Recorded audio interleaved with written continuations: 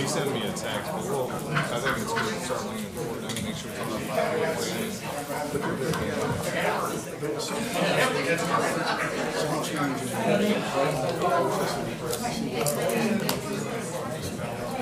one theory would be just fixing and within price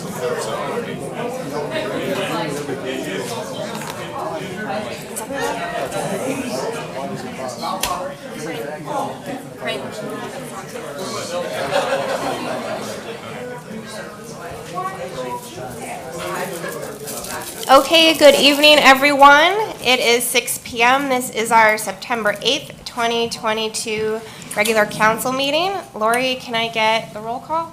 Oh, sorry. Give her a second. Lori, can I get the roll call? Mayor Young. Here. Vice Mayor Stone. Here. Councilmember Gamble. Here. Councilmember Brandon. Councilmember Johnson. There. Thank you. Okay, and tonight I'm doing the invocation on my behalf is Pastor Charlie. He's a pastor at Jupiter Christian School, and he's also a Tequesta resident. Pastor Charlie, you can come up. My wife is also your daughter's first. And yes. Let's pray. Father, we thank you for the day. We thank you for the city of Tequesta and for what it means to each one of us. And we thank you for the council and the work that they do on our behalf to keep Tequesta an awesome place to live. We just appreciate it, and we don't always say that, but we want them to know how much we do appreciate all that they do. We thank you so much for the privilege of that it is to live in Tequesta. We've lived other places, and it's not Tequesta, and we just thank you for the privilege that it is to live here with people who really care about each other. Father, we pray for the board meeting tonight. We pray that you would be with each of the members. We pray that you would give wisdom, and that the decisions that would be made would be honoring to you. We pray that as we leave this evening, that you would keep each person safe on the way home, and that you would give us a great evening. In Jesus' name, amen. Amen. Thank you. All right, rise for the pledge. I pledge allegiance to the flag of the United States of America and to the republic for which it stands, one nation, under God, indivisible, with liberty and justice for all.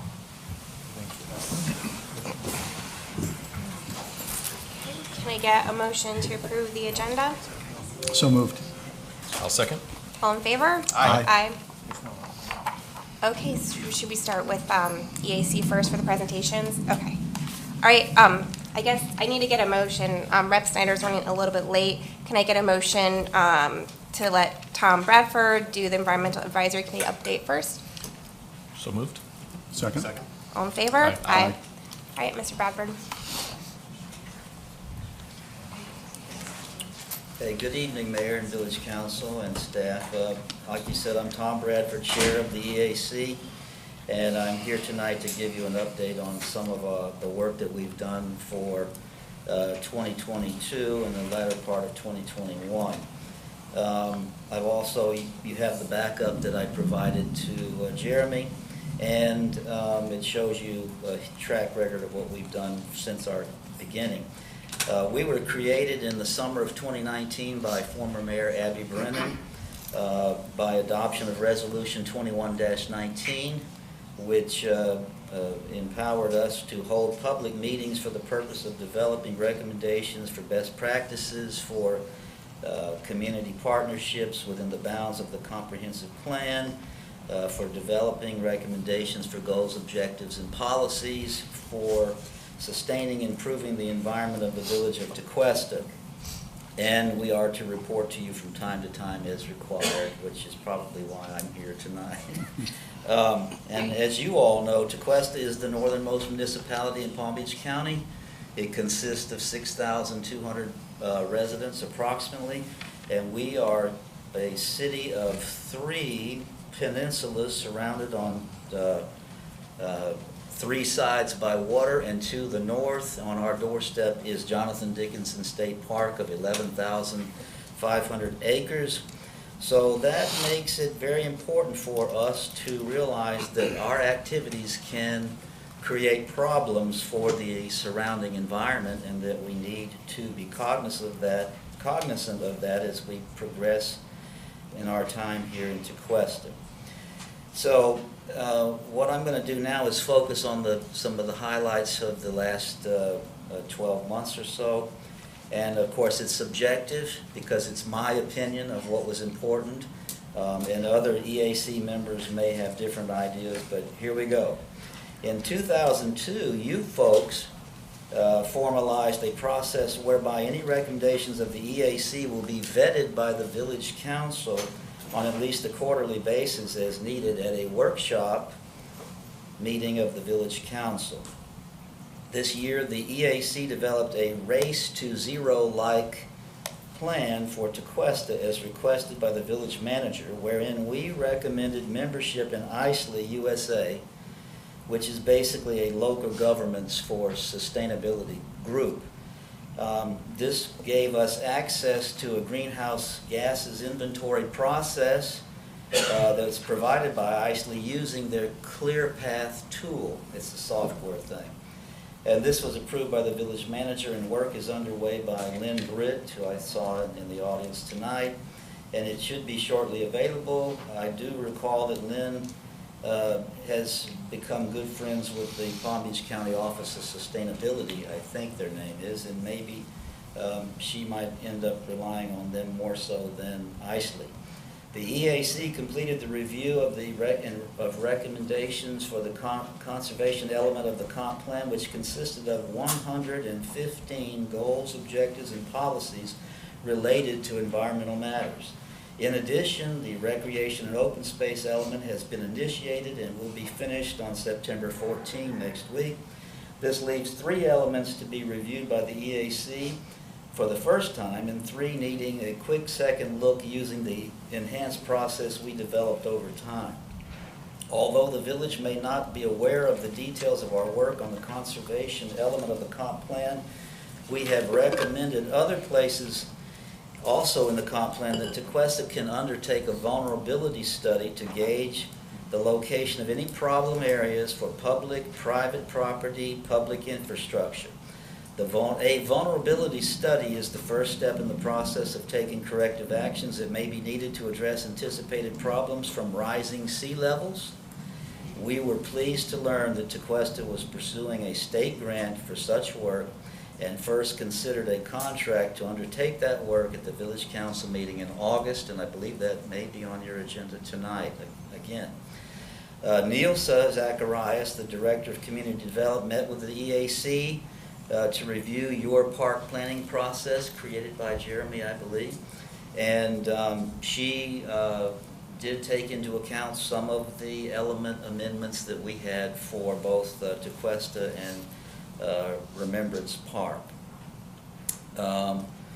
We continue to find places in the code where we can update it to maximize the use of Florida-friendly landscaping, and we let staff know about that from time to time.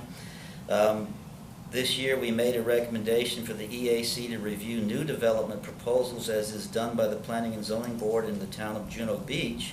This resulted in the Director of Community Development receiving permission from you folks to utilize an environmental consultant in the Development Review Committee process as may be necessary from time to time.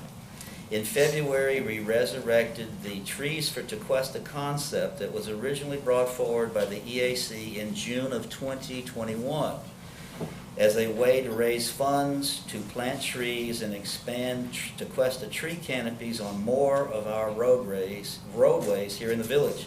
The VOT has recently implemented an Adopt a Tree program where free trees are provided to property owners who agree to maintain them.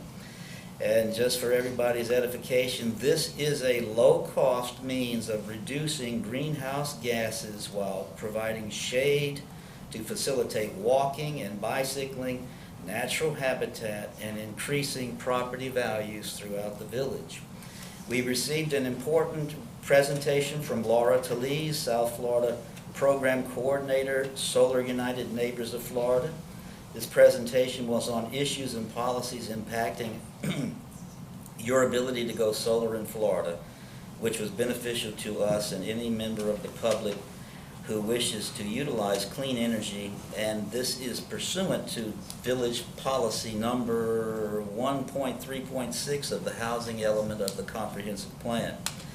We recommended that the village join the Town of Palm Beach push for the right to regulate pesticide use to help reduce chemicals in our environment which end up in our waterways, etc. The EAC scrutinized the Florida Resource Management Plan amendment for the Jupiter Inlet Lighthouse Outstanding Natural Area. Most concerns, however, were external to the lands in Tequesta and were primarily related to those lying in the town of Jupiter. And lastly, the EAC was requested by the village manager to make recommendations on the existing street tree canopy and for the locations for the expansion of the tree canopy to other streets providing vehicular access in Tequesta. Existing location recommendations are scheduled for EAC recommendations next week on September 14, and the expansion areas are planned to be provided to you by no later than October the 12th. And for those members of the public present, we encourage you to attend our meetings, to provide any recommendations for our consideration, and to learn about the environmental issues Tequesta is working on for its betterment. And Mayor and Village Council, if you have any questions, I'll be happy to answer those at this time. Thank you, Mr. Bradford. Any council comments? Sure. I'll say this is a committee that has been very useful to the council, providing good information and good feedback and a resource to kind of go research some things. So I do appreciate all the work that you've done, and I know see Jessica here as well. And I would encourage anybody within the community or anybody here, please participate. Go to one of these meetings. It's very informative. It's not like an activist group by any stretch of imagination. It is a good group of residents that are working together to try to keep Tequesta the way it is and keep it going. So kudos to you and the hard work you guys have put into it. Thank you. Yep, and the second one Vice Mayor Stone said is just thank you for everything your committee does. It's just a group of very talented, educated, and passionate residents. So we really appreciate all the work and guidance you give us as well. Thank you. Thank you. Bye. Okay, Rep. Snyder is still stuck in traffic, so if you guys are okay with it, we'll continue with the agenda, and then when he gets here, we'll pause. Okay, can I get a motion to approve the consent agenda? So moved. I'll second. All in favor? Aye. Okay, any communications from the citizens? Pat Watkins.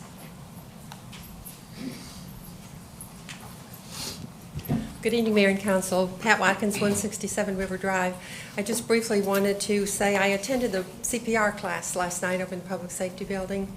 Chief Medina introduced the program, and Lieutenant Dodd was our instructor. Very informative, a small group, so it's very hands-on, which is a good thing when you're learning that. I learned that first. But I do want to commend you for offering it, and I hope more residents will take advantage of it because it's a really valuable thing to know. Thank you. Thank you. I don't have any other citizen comment cards for this portion of the meeting. Okay, all right, moving on to communications from council. None from me. Nothing this evening. I feel like there's a football game tonight. I don't know what it is, but I'm good for now. Thank you. Okay. I do just want to say the supervisor of election clerk that was at the rec center precinct sent a glowing email about what an amazing job the rec center staff did during the August 23rd election. And I quote, "Their actions demonstrated competence, knowledge of the facility, good leadership, good people skills, and eagerness to do a good job. I was and continue to be grateful for their help." So I just want to thank all of the rec center staff that was a help, did a great job on election day. And I just want that on record so everyone knows. Okay, moving on to standing reports. Keith. No report tonight, Mayor, thank you. Okay. A couple of quick updates. The business flare that council authorized, the foot traffic analysis. We got a preliminary look at that. That should be ready for you guys October 3rd. It's some very good stuff. I think there'll be some tools we can use out of that. Also, October 3rd, we hope to have the downtown master corridor plan. Should have a draft of that next week as well. I don't want to steal anybody's thunder, but I will. We have increased or bettered our billing cycle for water utilities. So I know we've been talking about for a long time, since even before we inputted the new meters, but we're going to a billing cycle of the 15th of each month instead of the 30th. So instead of billing in the rear, hopefully we'll be billing in the rear, but not as long. So I think that'll help with citizens that aren't using our system on the website. They'll be able to see their bill and see if there's any leaks and be able to be proactive. We have reached a tentative agreement with PBA and CWA, so hopefully that'll be coming to council in the near future. September 11th, you guys have something in front of you. I know Chief Trouble will elaborate a little bit more. We're having the ceremony, remembrance ceremony here out in front of Village Hall. And then October 7th, we have our food truck event and National Night Out will be starting back, so I'm super excited about that. So with that, you have my report. Okay, any council comments, questions? Have none? Okay, moving on to police department, Chief Medina.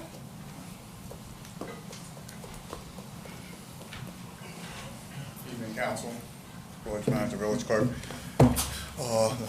The manager did steal my thunder, National Night Out, October 7th. You won't be the only one. We have about 11 or 12 agencies, FWC, FHP, Martin County Sheriff's, Palm Beach Sheriff's Office, everyone on the north end that'll be there. So it should be a great event. That's from 5 to 9 in conjunction with food trucks. There's a couple of highlights, and I gave you all my report that I'm proud of. Is I wanted to commend Sergeant Yildiz on the record for, he did a story on Operation Safe Start with the school program, and he did a phenomenal job. And I just want to acknowledge that. During the month, we trained 4 of our schools, Harvey Academy, First Press, Good Shepherd, and First Baptist with active shooter Alice training. Lieutenant Swan did a phenomenal job with that, making sure that it got done at all 4 schools. And at Mary Mother of Light, he actually did a walkthrough as well for additional security measures. The only other thing that I'll highlight is September 1st, I became the president now of the Palm Beach County Chiefs Association. So not since Chief Dusenberry have we had someone, so I'm kind of happy about that. And that's all I have. Congratulations. Thank you. Any council comments? Not this evening. All right, thank you. Thank you. Thanks, Chief. Okay, next up, fire department, Chief Troop. Good evening, Mayor, Vice Mayor, Council, Mr. Manager, Mr. Attorney, and Village Clerk. First of all, it's hard to beat when you have your predecessor here saying, you know, he's the president. I'm not going to play hail to the chief for you. So, but you're welcome to come over anytime, as you know. We attended our usual meetings throughout the month. We had the training officers meeting, emergency medical services meeting, the fire chiefs meeting. A couple things that were a little bit different for us this month is we did have to attend a funeral in Palm Beach Gardens. 7 of our members went down there, including myself and some administrative staff, for Captain Wolnowitz. He was a close personal friend of many of our firefighters, me included. So, as you guys probably know, he passed away from cancer after a 2-year-long battle. So we did go through that. We did meet with the Town of Jupiter officials regarding their own fire rescue contract, and that was just really to provide them with answers to how we do things, and they have requested certain data from us, and we're in the process of seeing if we can help them with that. We also attended, along with the mayor and the manager, a meeting with the engineers and contractors of the US 1 bridge regarding preemption devices, and we're working on that as well. As you all probably know, we're going to face some serious traffic issues in the future with the US 1 bridge, and one of the ways fire rescue feels we can address it and at least partially mitigate it is with preemption devices. So I appreciate all council support and the mayor's support and the manager's support on that.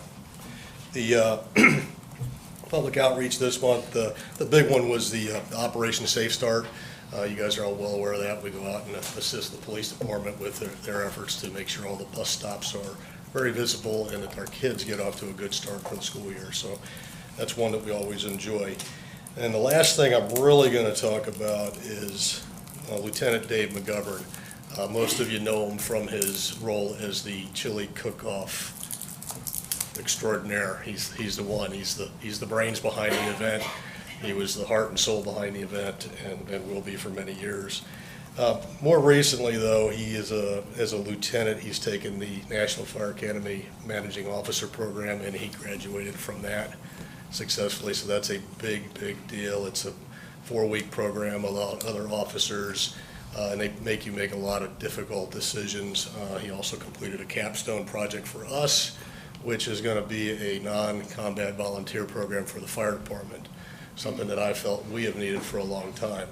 A non-combat program will help us with our own public education events just by providing additional boots on the ground and be able to support us in a non-combat role. The other thing that Lieutenant McGovern did recently was he is our first member to go through the Palm Beach County Fire Rescue Officer Development Academy for Captain. And we do this with an eye on the future. Our newest contract with Palm Beach County Fire and Rescue provides for 2 captain ODAs per year, 2 lieutenant ODAs per year, 4 driver ODAs, and 2 classes they bring to us. It's actually a big-time hidden benefit. These classes typically for one candidate are a couple of $1,000s for them to put on. So it's a big deal that we got this. The class itself, 2 weeks of training as a captain, they tend to try to break you down. I'm pretty sure they have Marine Corps drill instructors running it. At least that's the impression I got from Dave. It's every uncomfortable situation that any of us have ever been in, having to make a decision that is clearly 50-50, and you have to make it anyway. They spend the last 6 to 7 days of the class in bunker gear, where they are in charge of companies. They run drills, many of them live fire. The Palm Beach County brought in actual actors to play the roles of victims in mass casualty incidents.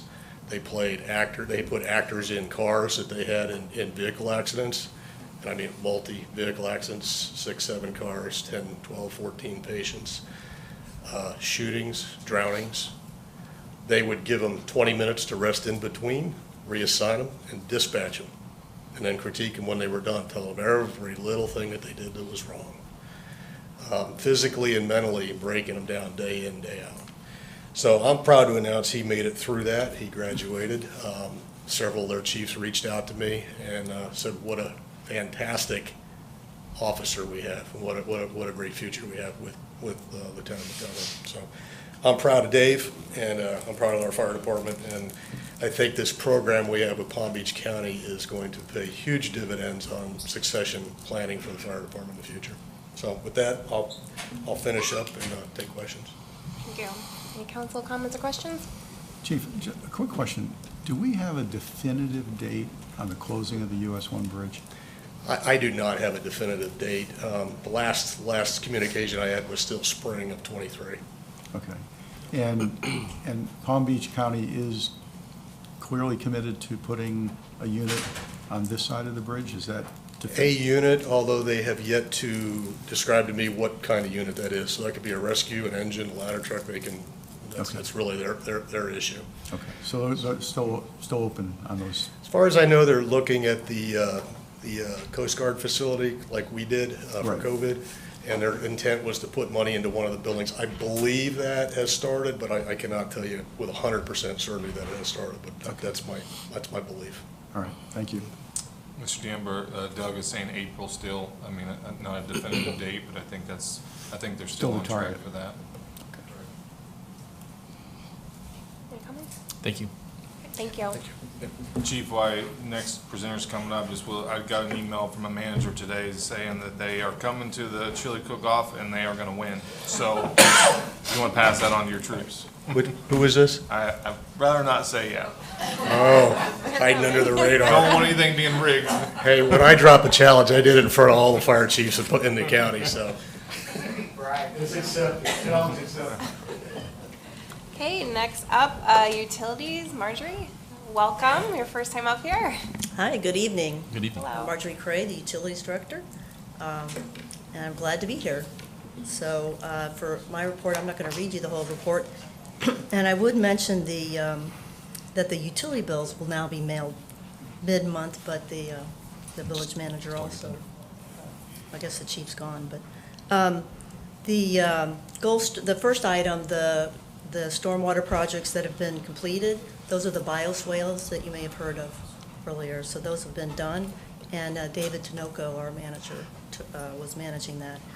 Jupiter Island Interconnect is still ongoing. We're just, one of our brother or sister utilities, we're helping them out while they're sorting out some issues. So I'm providing them about 200,000 gallons of water, of our fine Tequesta water per day.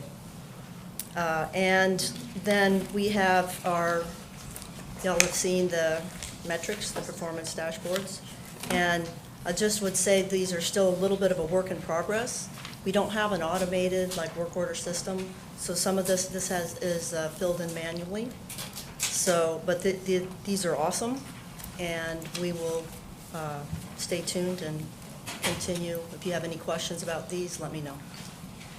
Thank you. Any council comments or questions? Just a question, how long do you think the water is going to be continuing to be used in that interlocal agreement? Through the interconnect? Yeah. So my understanding is that they are working on their high service pumps, but we don't have a schedule yet. We've asked them to let us know. We do have capacity.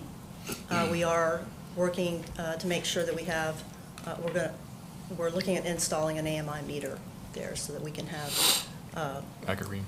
yeah, exactly. That was one of my questions. Thank you for asking that. And my other, and I know I had asked this when Matt was still here, so the cross-connection control, it started going up in compliance percentage, and I think, if I remember correctly, it dropped because they were installing new backflow prevention devices. Is there, I mean, how long is a projection to get up to closer to 100% compliance? And I mean, is it an issue? I'd have to get back with you on that one. Okay, but that'd be great. I will find out. Thank you. Thank you very much. All right, thank you. And again, I'm glad to be here. Very excited. Welcome. Okay, so moving on, Rep. Snyder is here. We are so happy to have you here this evening. The floor is yours. Well, good evening, Mayor and Vice Mayor, Council. Good to see you all this evening. Manager and members, great to be here. Sorry for the delay up in Martin County. I didn't see it on the news, but I guess we had some type of miniature tropical event because we blacked out. The parking lot was flooded, and so coming down I-95, I was getting all sorts of legislative ideas on how we can bring teaching how to drive in the rain, and then we went down some detours and got to experience the joys that I know you all are dealing with every day with some of the train detours and the track crossings. And I can tell you, that's one of the things that we're going through, really throughout the district right now. I know Brightline has been a hot topic of discussion for many years, and as those advancements continue to come forward, one of the things that's a priority of our office is making sure that as we're looking at safety, the traffic concerns, accessibility of residents, we know that that's not an issue that's going away anytime soon, but hopefully we see some light at the end of the tunnel. So again, thank you for the opportunity just to come and share a little bit about some of the legislative highlights over this last session, and just talk a little bit about the work we're doing up in Tallahassee. I'll start first and foremost, as a state representative, we have one charge constitutionally, and that's to go to Tallahassee each year, pass a balanced budget, and as a part of that process, and trying to be a voice for the community, do everything and anything we can to bring as much funding back to the district so our constituents can reap the benefits of really our strong economic climate here in the state of Florida. Just to quickly call out, we won't go through every line item, here, but we do have a little report that breaks down some of the areas where we were successful in getting funding across the finish line. Here in the state, our operating budget this year sitting at just over $102 billion. That puts us, if you broke Florida away from, or put it as a standalone economy, we're right around 15th to 17th largest economies in the world. And so we take that responsibility seriously to pass a balanced budget and make sure that we're using taxpayer dollars responsibly and putting those towards some good efforts. A couple quick highlights, and for those that might not know, currently our district that we're sitting in right now, District 82, straddles the Martin County and the Palm Beach County line.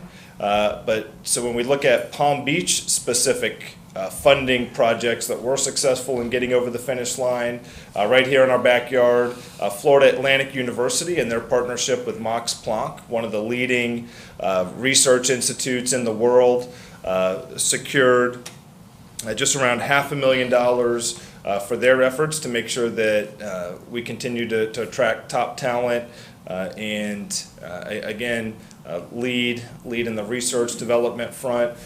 Here for the Loggerhead Marine Life Center, we know that they've been going through it over the last several months, and so now more than ever to bring some additional funding to make sure that they can get their programs back on track. We were able to do that. And then thanks to the help of some folks actually here in this room, funding for Place of Hope, our foster home support, and for those kids and adults in human trafficking, making sure that Place of Hope is able to reach our most vulnerable citizens. We're just a couple areas that directly impact the northern Palm Beach community here. From a policy perspective, a couple things that I was privileged enough to have a direct hand in when we look at public safety, really trying to address in something that I know impacts not just the village of Tequesta and not just northern Palm Beach County, but really every community in the state. You could ask our law enforcement folks here.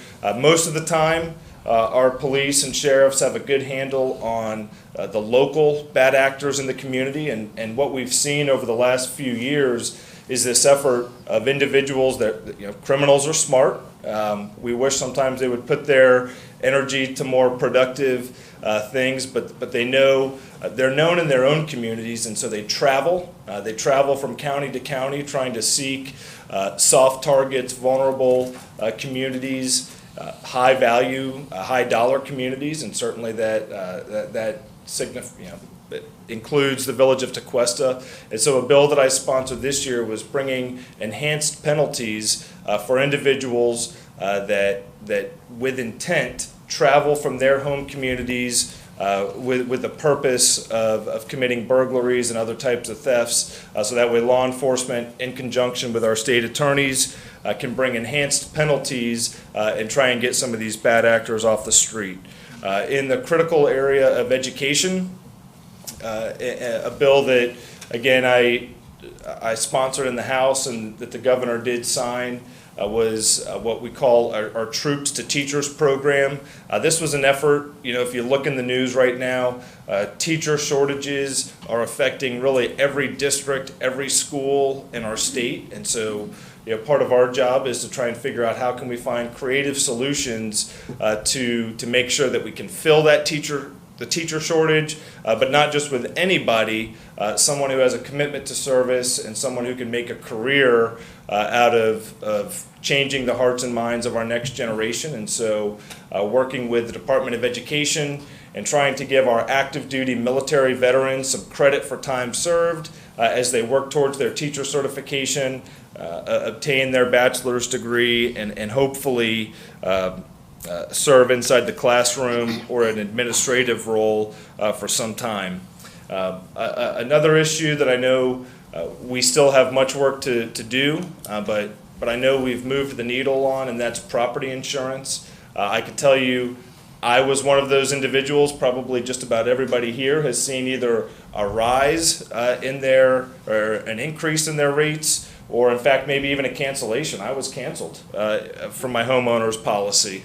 But what we did in this last legislative session was really try and send a signal to some of the bad actors in the marketplace, some of the fraudulent contractors, or the excessive drivers of litigation in the marketplace, and try and curb some of these bad practices. Because at the end of the day, I personally believe that this is not a government fix alone. Really what we're trying to do is bring a regulatory framework that will attract additional insurance companies, so more and more people are competing for business and not fleeing the state and causing our rates to go up. Again, I know that this is not something that started overnight. We're not going to fix it overnight, but we're certainly know this is a major issue and is a priority going into this next legislative session as well.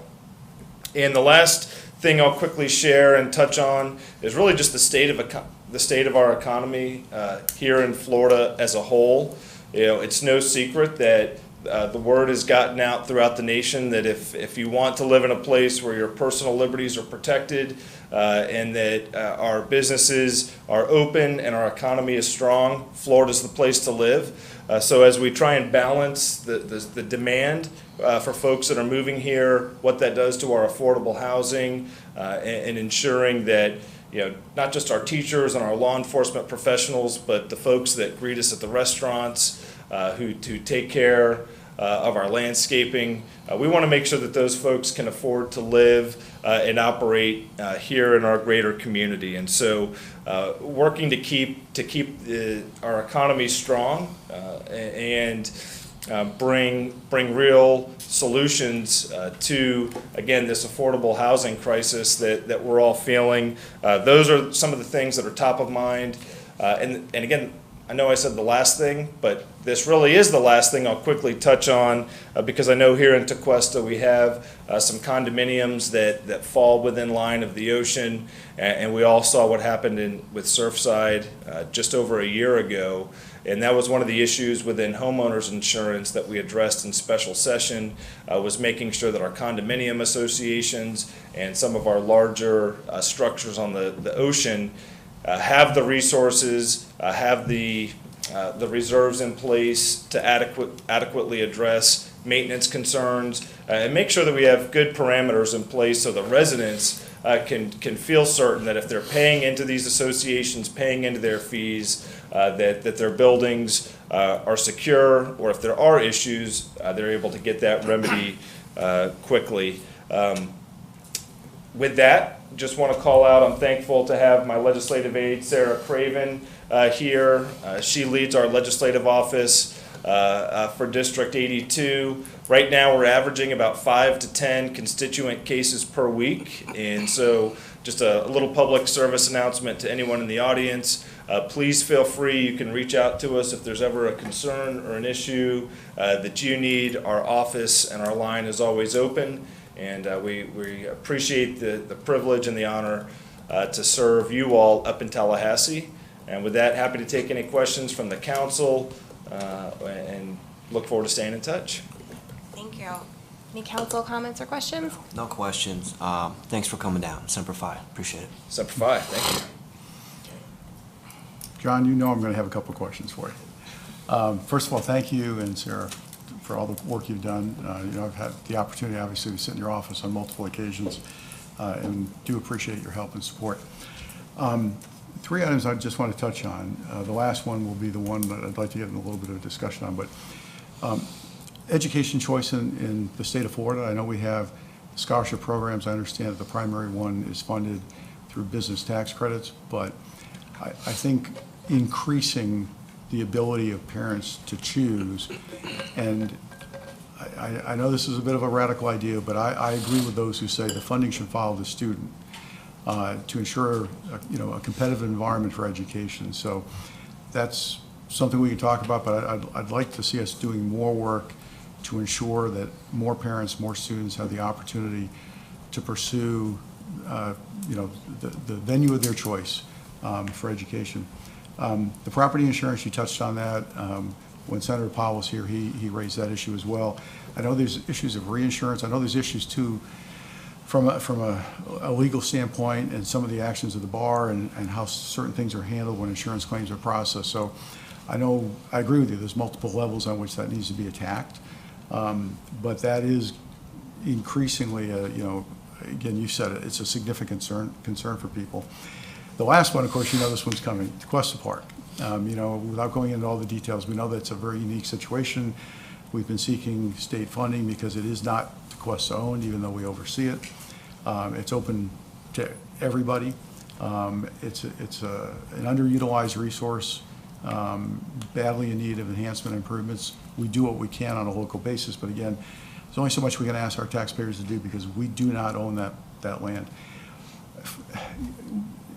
We've taken a couple of cracks at this, a couple of swings at the ball.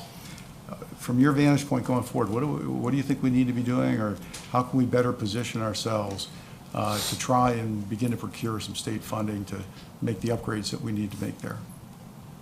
Yeah, thank you, Councilman, and always a pleasure. I know we've had the opportunity to sit down in my office a number of times and appreciate everything you've done on behalf of the village. To touch quickly on education, you are definitely speaking my language when it comes to empowering parents to make the best choice for their child's educational outcomes. That's something that I know will be high on the agenda as we go into this legislative session. Arizona just passed some pretty sweeping scholarship reforms, and that's something that I won't say we're going to copy them. We're going to go try and maybe do it a little bit better, but they definitely have shown that it can be done, and so I appreciate your support on that front. With the homeowners insurance, again, my belief is as we go into this next session, tort reform and really changing the scale, leveling the scales when it comes to plaintiff attorneys and insurance carriers.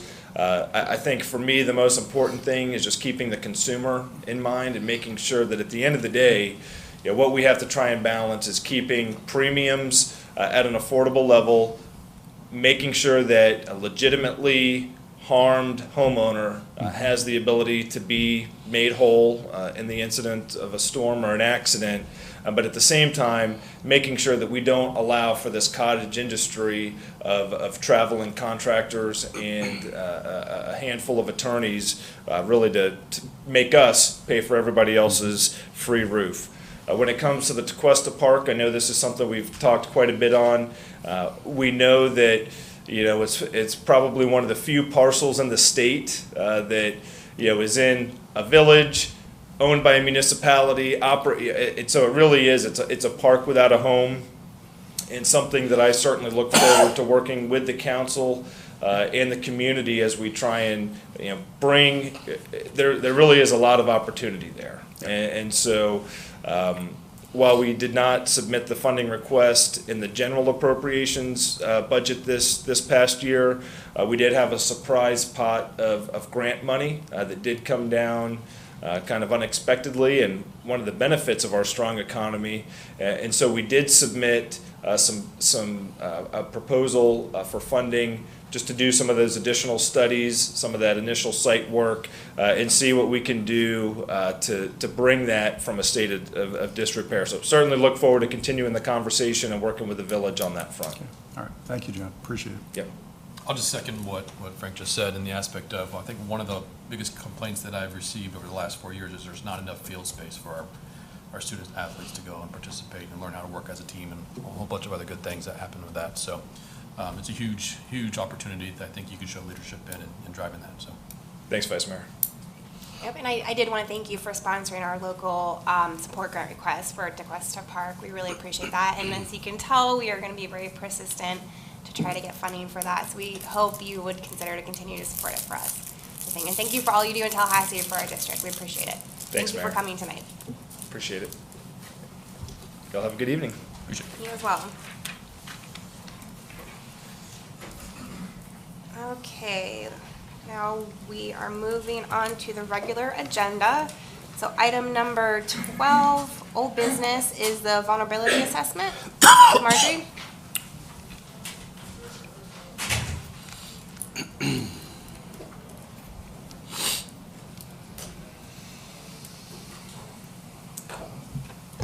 Hi, good evening. Marjorie Craig, Utilities Director. I understand this item was on the last agenda, and this is, we were one of 98 governments that were awarded this grant.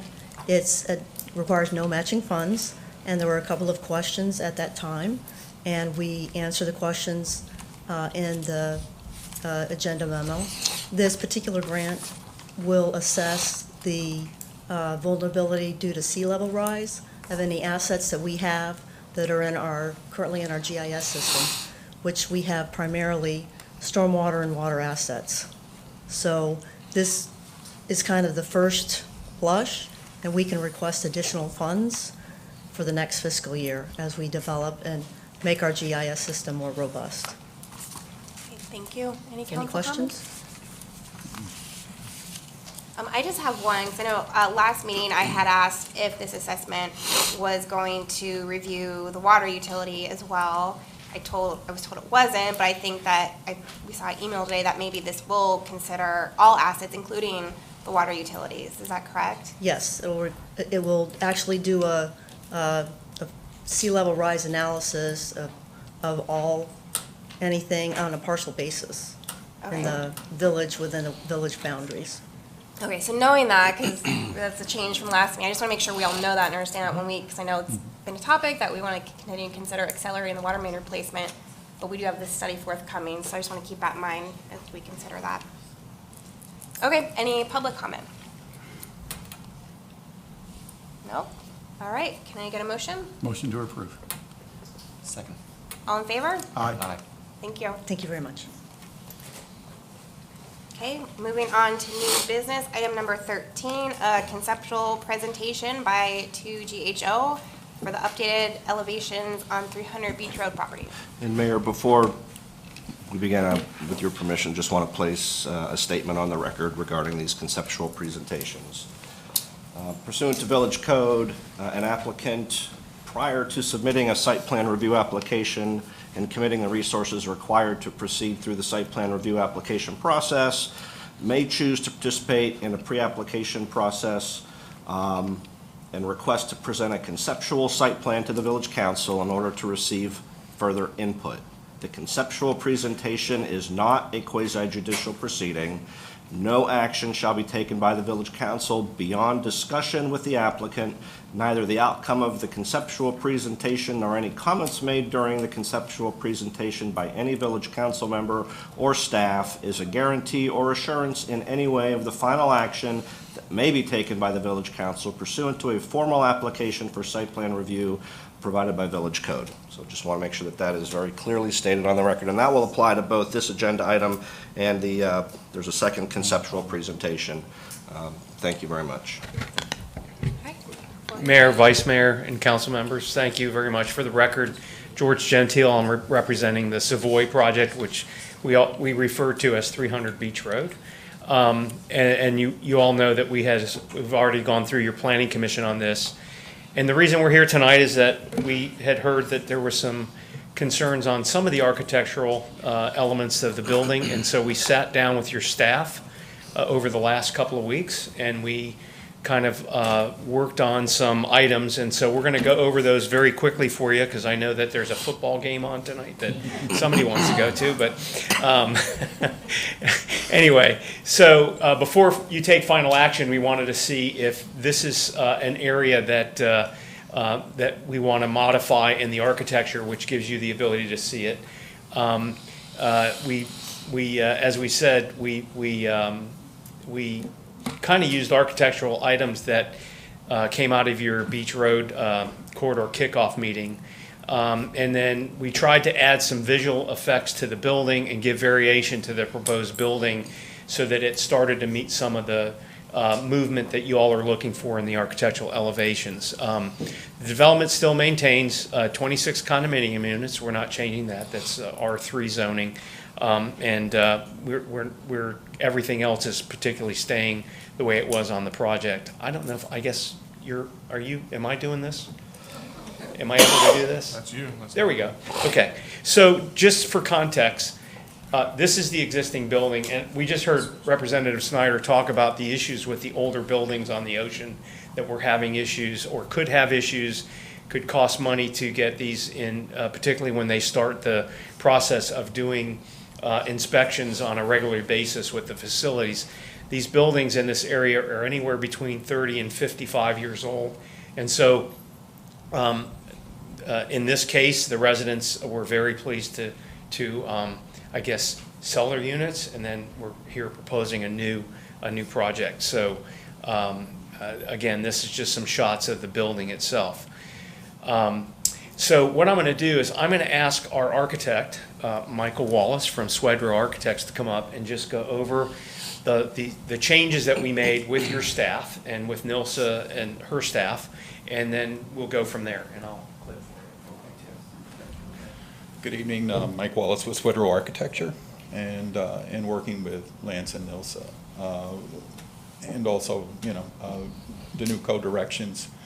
We took another stab at our elevations, tried to break the massing of the building, extended balconies at the lower levels and at the upper levels towards the center of the building.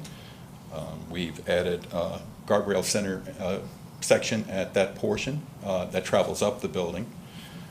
We've changed the tint of the color at the center portion of the building so that recedes a little bit and gives it a breakup of massing there. We reduced some of the window sizes at the front of the building. We added molding above the coral stone at the garage facades. It's the one-story portion to faces the street. And we've added some eyebrow molding over the garage door entries. Yeah. So just for the council, these are the left-hand side. Your left-hand side is what was submitted initially and approved by the Planning and Zoning Commission, and then these are the new elevations on the other side, so that you can see what we're doing. So.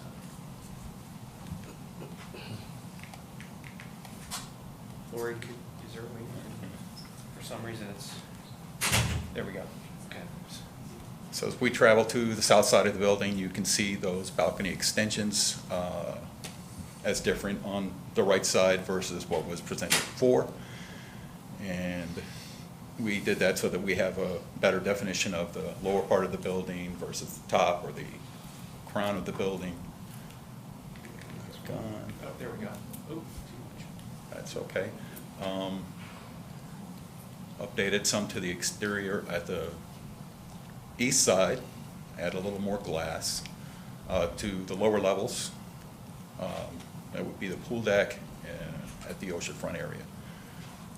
Okay, go ahead, click. Thank you. And again, you can see the balconies on the right side, on the right elevation, extending. And that was it. The process of working with Nilsa and Lance, I think, went well. They made some good and positive suggestions for us, and I think we're moving forward with a better project out of it. And this is a rendering that we just received. This is following the new elevations that we're presenting you tonight, so that you can get a picture of it from A1A. This is the west elevation, faces the area, and you can see that the project entryway also steps up and then goes back. And then what Michael was talking about is that they've varied the balconies. Some of the upper floors are extended out. The bottom 3 floors, they're also extended out, and they've actually increased some of the glass area in those areas. So this is tracking that stepping that we're trying to do with the buildings. I think it came out that I think that this was very beneficial to the project for us to look at the architecture on this and come up with some variations to this this profile. So, you know, the owners proposed these. We think it breaks up the building better. The treatments are inspired ideas, as we said before, from the corridor meetings, and then we hope to see you. We will see you on the 13th to get this finally approved, so we can get going on the project. I'll leave it at that at this point for any questions. Okay. Thank you, George. Any council comments or questions? Yeah, you know, going forward, George, I know you know the importance of the conceptual presentation that we're doing tonight. I think one thing that would have been even more helpful when we got this information initially is more of the renderings that we just saw. When we're looking at these black and white architectural schemes, that's great, but it doesn't really bring out what the building is going to look like. And it would also be important, I think, to have a drone-type top-down view so we can see the building on the lot and see where the amenities are located, where the landscaping is. It just helps visualize what it is that's actually that they're presenting to go forward with. You know, otherwise I feel like we're swimming in the dark a little bit sometimes. So they could have done more with this. They certainly can do more with the 250. Hopefully they will as they go forward. And our other presentation, of course, with the whole project gives you all those actual renderings, and we didn't include this because we were trying to just bring you the architectural changes that we were responding to your staff's comments on. So, okay, but I understand that, and we'll definitely keep that in mind for future, you know, presentations. Okay. Appreciate you coming back and doing this. I think it's I think it's been very beneficial to the project itself. I think it's also something that we need to be very careful kind of how we handle this in that aspect too, because it is not a necessity for you to come back and do this. Right. Doing any additional work, bird's eye view, whatever, it's not a requirement. And so I do appreciate you know, kind of catering to what the council's been asking. I think the council needs to be careful. It's hard to get a 6,200, 400 people's perspective and be able to communicate that all at once. Okay, I appreciate that. So. And again, we will keep in mind future presentations and what you may want to see on it, which would be good too. So I think this is a learning process for all of us. So. Anything else? Yeah, maybe. Maybe. Okay. So I wanted to thank you for coming back, and the changes are discreet, but they definitely add a little bit more character and depth to the building, so it kind of breaks it up from looking just like a box. And I did go back and reference the plans from the last agenda because it didn't appear that anything really changed to the floor plans or anything. I could not tell, is that water feature and like the water features and the landscaping still at the front entry, or did that go away? That was one thing I couldn't tell. No, it's still there. It's still there? Yes, okay. Yeah. I don't have the rendering. I think the rendering does show it a little bit. So. Okay, I couldn't tell them what we had here, and then but it showed it on the August agenda. So and then this is kind of carryover from the August plans. So I kind of did feel like the amenities on the east just felt really changed the feel of the beach there. It feels really obtrusive, and right now when you walk along the beach there, it's not as obtrusive. And I don't know if there's any way to shift things a little west and maybe soften it up again, like at the bulkhead between the pool, and put some plantings there, just kind of to soften it up, because I just felt like it was just really in your face on the beach. So again, I understand these are requests, but Right. if you would like to We'll definitely consider look them. at it. Our landscape architect's sitting right behind us here, so that's working with us on it from DS Boca. So we're Okay. hearing your comments, and we'll look at that as well. Great, And thank try to you. work with your staff, so. I did see pretty dark colored pavers on the AUKUS agenda, and I would like, it'd be nice to consider lighter colored pavers to help with heat island effect, because that is a real big issue. So I think anytime we can use lighter colors, that is a good thing. And then I did have a concern about parking. It looked like all the parking underneath the transfer deck is all just resident parking, and there was 5 open space parking. 2 of them are ADA stalls, so that leaves 3 spaces from what I could tell for guests and service. I mean, there's gonna be more than 3 guests and service people coming to this building. Where are they all gonna park? Well, they will have service on site for the project, and so they will be able to utilize some of the other parking spaces that are under the building, because not everybody will have 2 cars, and not everybody will be there, as this is it's a condominium building on the ocean, and you're always, people are here seasonally or not, or some people will be here permanently. But they feel that they can comfortably handle what they need to on the project. So. Okay, and I do understand you meet parking code, but that's not a lot of Understand. parking stalls, and usually, I mean, this is obviously wealthy people are gonna be living here, and that comes with a bunch of Right. services sometimes, so I just Yeah. wanna make sure we're thinking about that. I think a concern that's come up, this may be more appropriate for the site plan approval, but there's obviously concern about parking for construction. So we understand that they're gonna extend the county agreement. Yes, the county agreement is in place for this project, and they will continue to do that, as well as the other activities that they've done of shuttling workers in and out of the project as well. So that will be coordinated just as the Sea Glass project was done.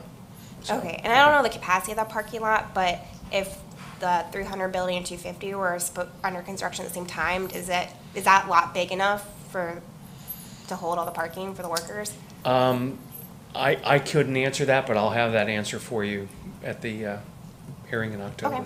Okay. All right, that's all I have. Thank you. Okay, thank you. Okay, I'd like to open the floor to public comment.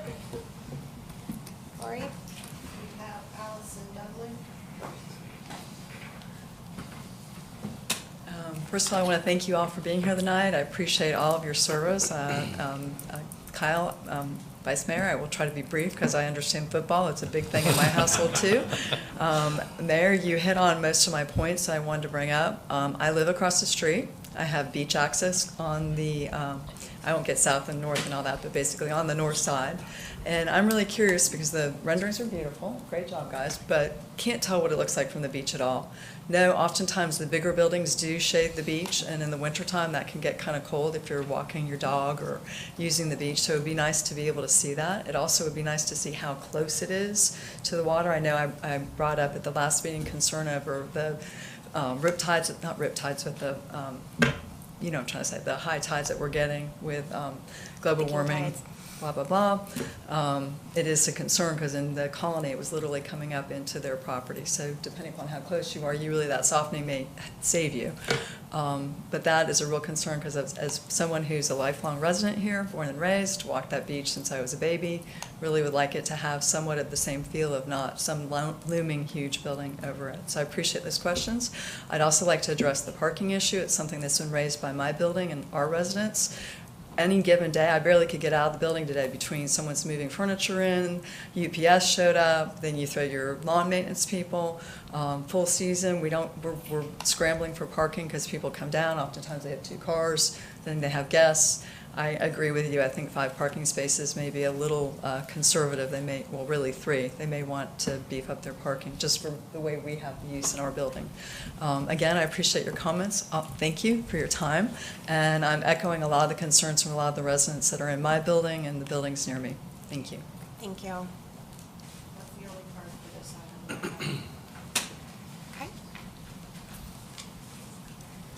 Right, and, Just, if I go could ahead. just make one comment about, the beach already has a wall that's been there with the current condo.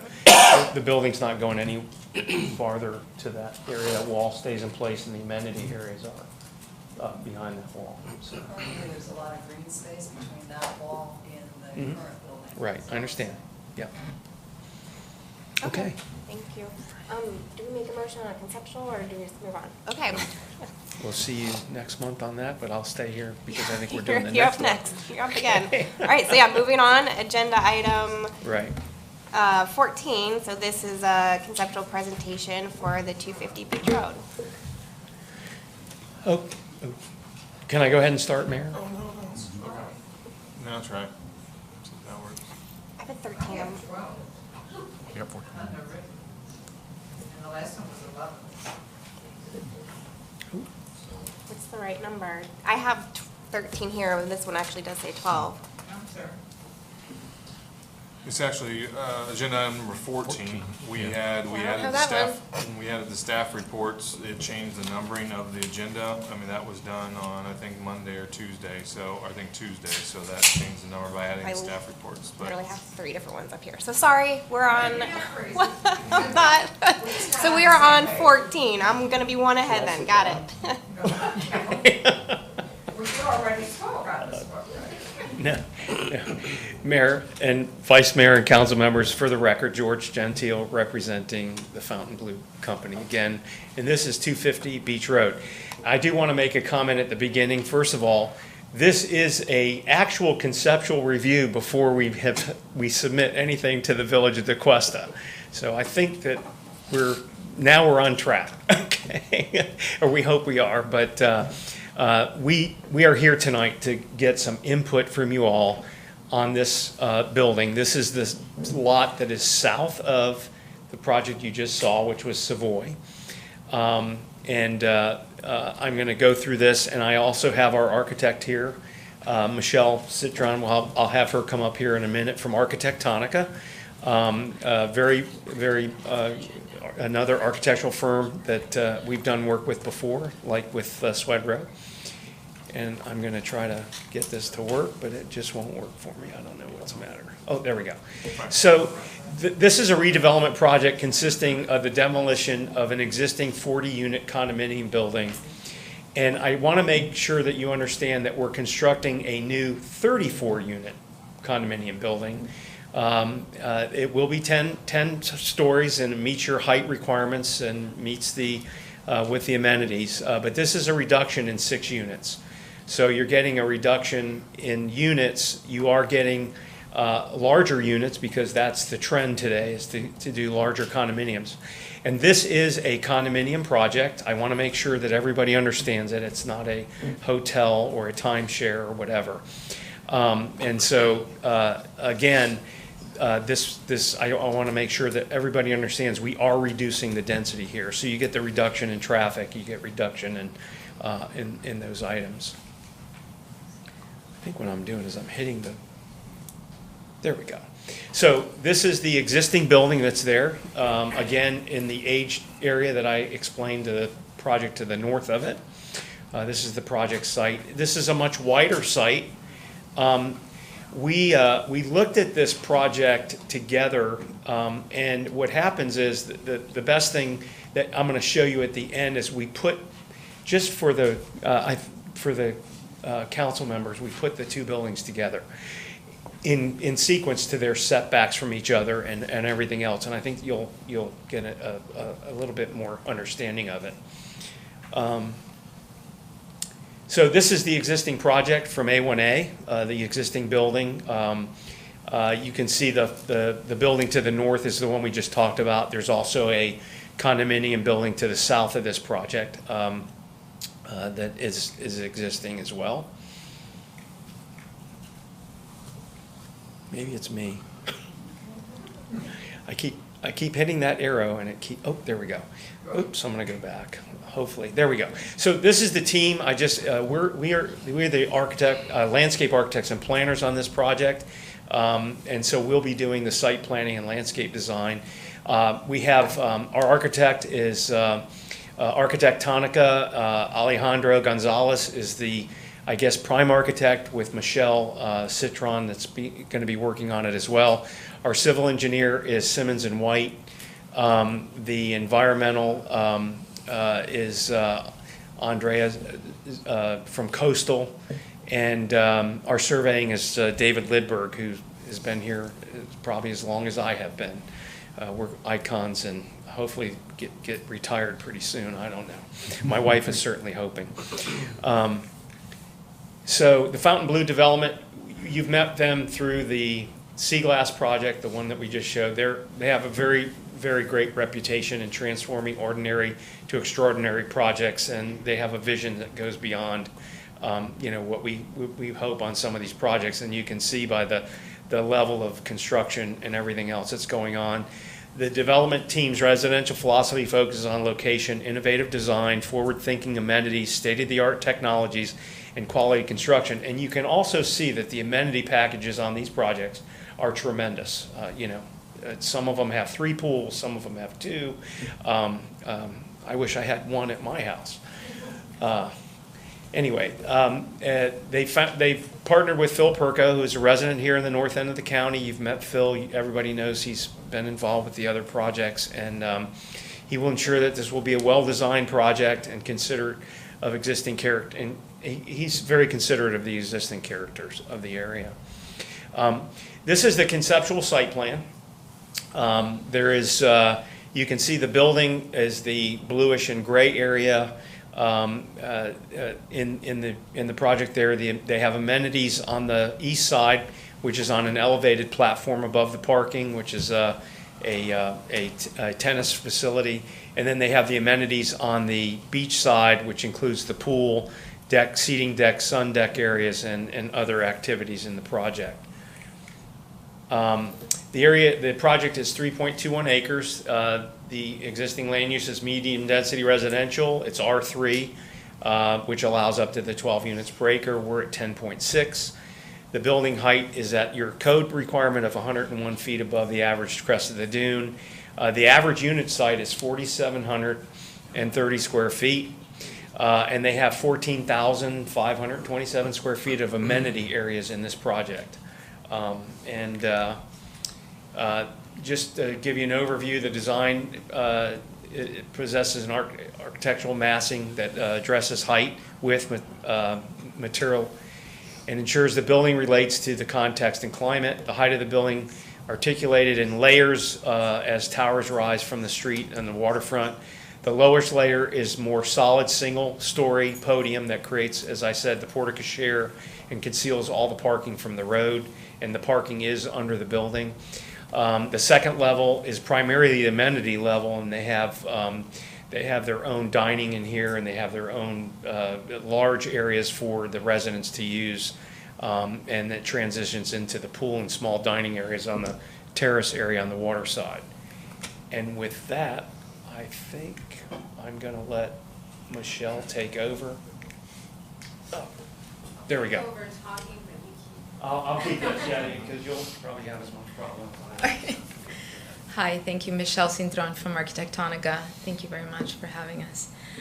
So here you see the ground level. This is the ground level. So we're complying with all the parking spaces. We actually have 10 more in this plan. It's fully concealed. And it's all on the ground level, so it has all the utilities. You see the gray and the lobby as you rise up.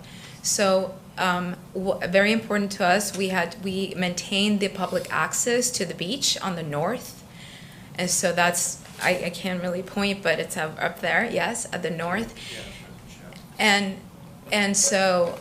The other important thing for us is that it's fully landscaped, line and landscape, to connect both with the surrounding and soften the perception, of course, of the fully enclosed floor. We can go to the next one. Yeah. So this is the second floor. We'll see the tower soon, but that middle portion is kind of the footprint of the tower. It complies with all setbacks. In fact, it acknowledges the 32-foot setbacks on north and south, and complies east and west as well. So we try to do that so that it looks like more open, slender, and elegant, and so also respecting and be more spacious for our neighbors. So here is to follow up on what George said towards the street. We definitely see this as terracing up. So this is the second, basically this is a terrace. So on the left, we'll see, on both sides, we'll see active outdoor uses that are adjacent to our indoor amenities. So on the left side, it's more public with the court and the barbecue, and on the right side, it's a pool deck and the dining room, if you will, for that outdoor views in connection to the ocean. I probably will go back to this. I would want to, but anyway, notice this, the back and forth. So again, our idea about layers and terracing. So notice the back and forth of the units. It's very important to us that as the building keeps going up, that recess is very important to us because it allows for shadowing and some outdoor balconies that are like outdoor living rooms. So you'll see in the next one or in the following. Okay. Now, this is a section showing the terracing, and so there are 10 stories. And definitely complying with the height and the open air, open space and the footprint. You can go next. And so here we see our respect for the articulation of materiality, mass, and height. You'll see that we stick to the coastal colors with warm tones. I know it's kind of hard to see, and we can zoom in if possible. But so it's warm colors with establishing a limestone stone at the ground level, so at the first level, and the terracing step back on the second floor. And then this grid as well with this, it could be colored, it's a texture color. It doesn't mean that it could be stone or it could be precast, anything, it's just a color right now. And the underside of the balconies are light wood or engineered wood. So that's just a spiel on the colors and the toning just to connect with the context. The other thing that I want to mention is our articulation of the mass. So we wanted to break the mass, and we kind of see it in 3 zones.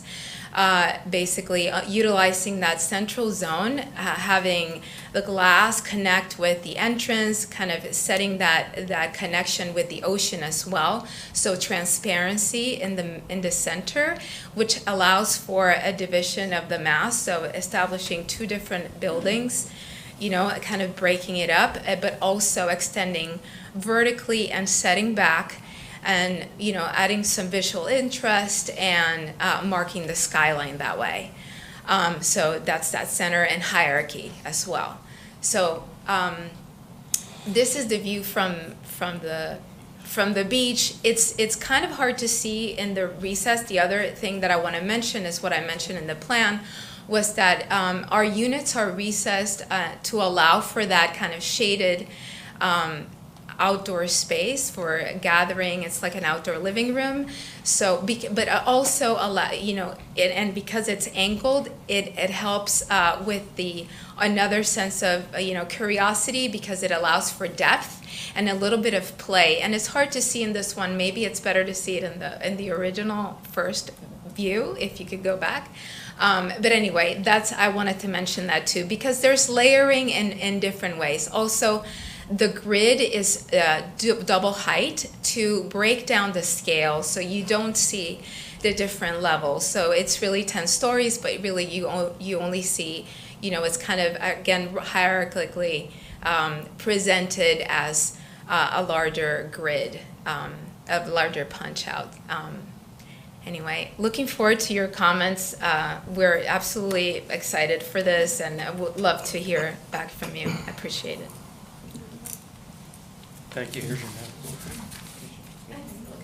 Okay, good.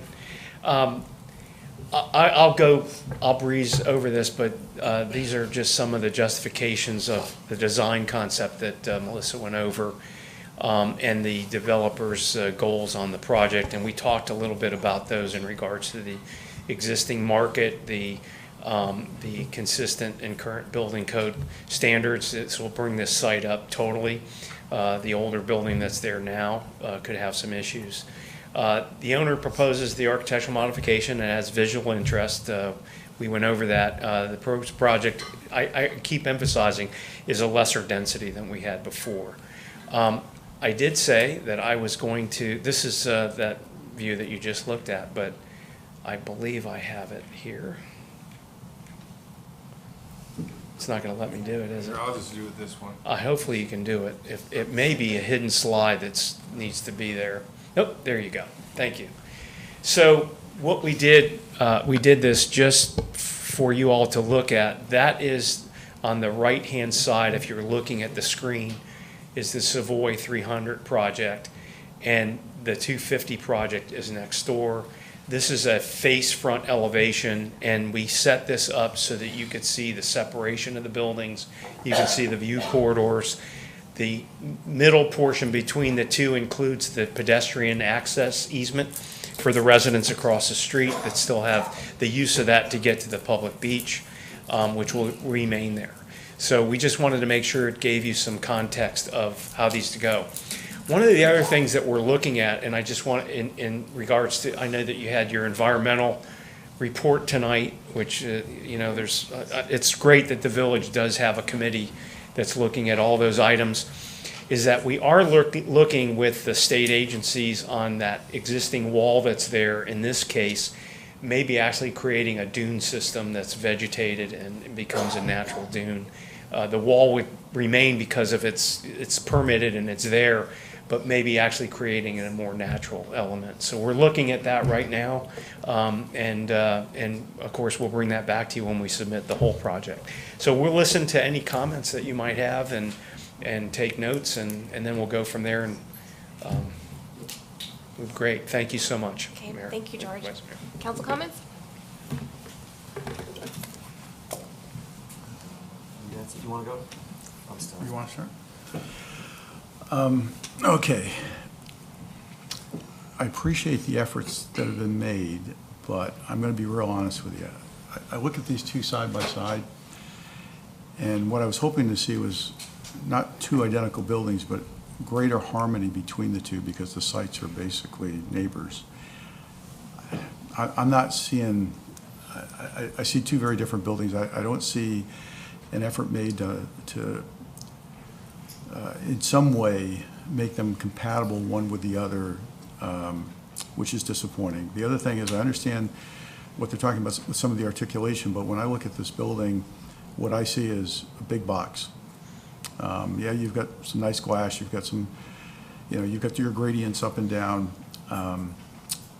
but I see it as a big box that's seeking to occupy every square inch of the space that it can, and that's disappointing. Again, at this price point, I won't repeat what I said at the last meeting, but at this price point, with what people are paying for it, I just think I was expecting to see something a little more innovative, a little more creative. Okay.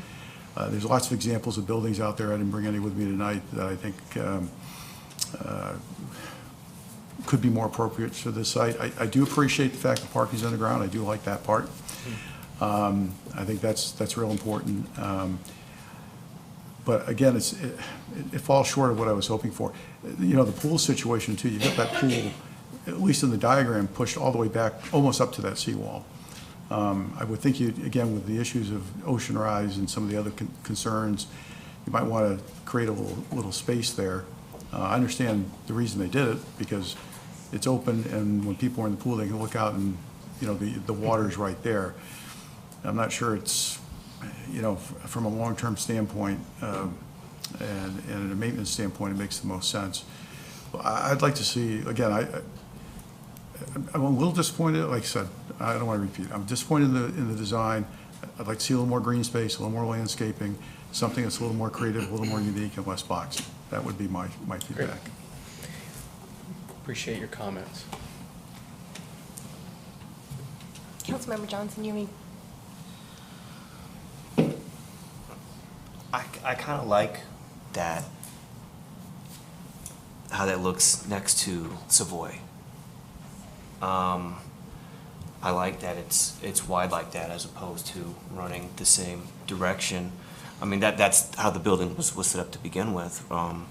But I think I like the idea of, well, one, it's a gorgeous building, I think.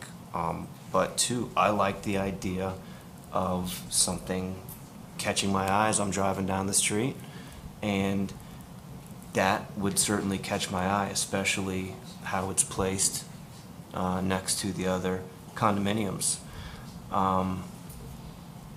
You know, I know you, I think it's, look, we've had 4 minutes to take a look at this building. My initial thought may not be what I think later when we really dive into it, but I think it's gorgeous. I think it looks great how it's situated next to Savoy in this rendering. That's all I have to say for now. That's a really, really pretty building. Thank you. Mr. Stone? Yeah, so I again, it's kind of, I feel kind of awkward giving my opinion, but I'm going to. Good. Because I appreciate. Well, that's why we're here. Yeah, So I appreciate the opportunity to we're- this, but just realize it's my personal opinion. Yeah, I understand. In that regard, so opening yourself up is commendable. Mm-hmm. When I first look at this building, well, I'll talk up here first. Yep. When I look at those two buildings side by side, to me, I feel like I'm in Houston, in the aspect there's no zoning, and I see a residential and a business building. I just see two separate types of buildings, and I agree they don't go together, but I'm not also looking for them to go together. I don't know that they have to go together. Right. So, and I also want to say there's no doubt that this design is innovated. It's just maybe it's too much for us in that aspect, and I see where you're seeing it. It's boxing that aspect. I see that too. So it's kind of hard to, because you got both going on, I think. When I first looked at this, I thought I was looking in like a hotel in Palm Springs. And so those are the things that just kind of stood out to me. Again, my personal opinion, I have no doubt that you guys are going to get it right. Mm-hmm. And I'm looking forward, Michelle, seeing how the work that you guys do. I know that you're a professional at this. I am not. And so I just want to make sure that is clear too. Right. Good. Thank you. Okay. Okay, so I will say, I think you nailed it with the aesthetics, like the warm colors, the natural materials. I think that's such a great fit in this environment on Beach Road, so I really appreciate that. I do think the building is very interesting. I think I mean, a lot of this you said, I mean, it's all the comments I had is, with the windows are angled, with the terraces, it really provides depth that maybe you're not seeing in these renderings. Because I think even you'll be able to probably see some open air when you drive by on the terraces. The the east elevation looks really flat. But on the floor plan, those windows were angled too, so like maybe you're gonna get that depth. I do agree, it is still a little boxy, so I love the depth, I love the materials, I love the colors, but maybe don't make it so boxy. I do have the same comment as I did on 300 and Frank brought up too, the pools and everything just seems so close to that. I'll clarify the existing bulkheads. And if there's any way to pull that back, soften it up with some landscaping, because that just really changes the look of the area there. Okay.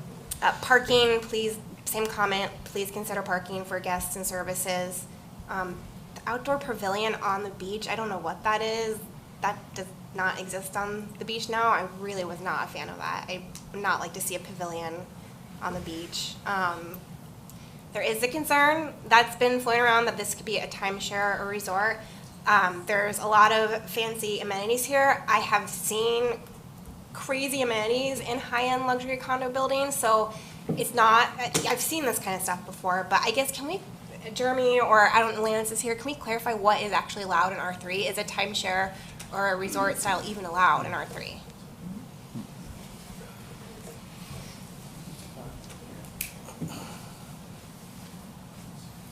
Good evening, Madam Mayor, Vice Mayor, council members.